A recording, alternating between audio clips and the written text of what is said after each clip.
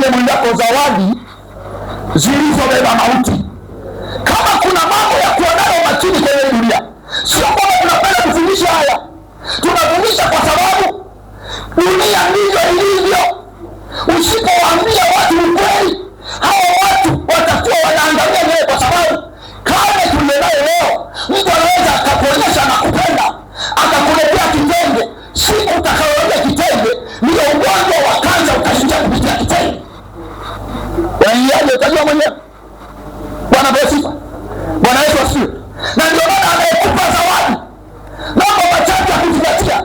Hakikisha kwanza unamjua msingi wake wa roho mlivyo. Sio kila zawadi ni zawadi. Amen. Na ndio maana siku hizi mpaka maamshi kwenye sherehe wanabadilika sana.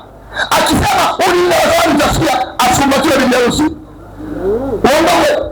Utasikia sio afumbatiwe, lakini pia sio vizuri usimchumu.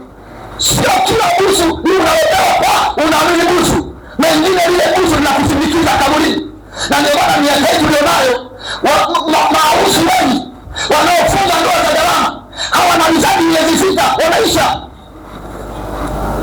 Alafu hawana kawaida wanapoti tu. Sema bosi, yaani jamani, juzi tu tulisherehekea katika Vatikano, leo umeshaondoka. Alafu shetani alikuwa mjanja, amewatengenezea na nyimbo zile za huzuni. Tutaonana tena. Nani? Lakini nazipenda kweli yani. Yaani mjabosi hivi moja naona kabisa. Ona karibu akakana sauti vizuri. Kataa kwa jina la Yesu.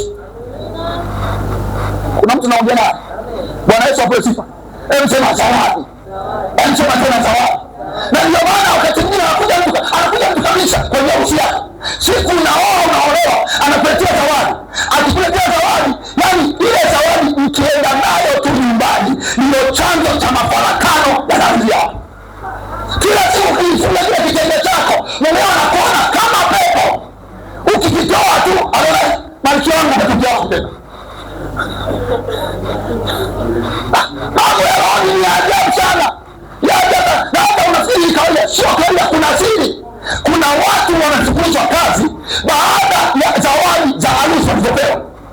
Hata anafanya kazi wapi? Yuko Asina huyu, yuko Mlodi huyu, alipoingia kwenye harusi wakasema tunampatia wapi? Tutamkamata pale kwenye zawadi tutakatomletea.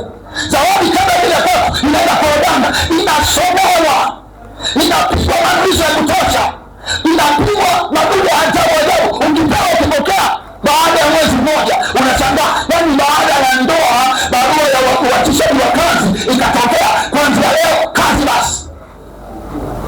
Usipojua unasema mwanamke niliomoa na mundu. Uongo kweli. Naanza kwa umana. Yaani mwanaume tangu amenioa nimefungwa na kazi. Kumbe shida sio mwanaume, shida sio mwanamke, shida zawadi iliyobeba mauti. Sema zawadi iliyobeba mauti. Ngoja nikwambie siri. Katika ulimwengu wa roho, mafanikio yako yataenda sawasawa na ulimwengu wa roho wako unavyoenda. Kama kwenye ulimwengu wa roho ukimbii, kwenye ulimwengu wa mwili hautakao kimbie.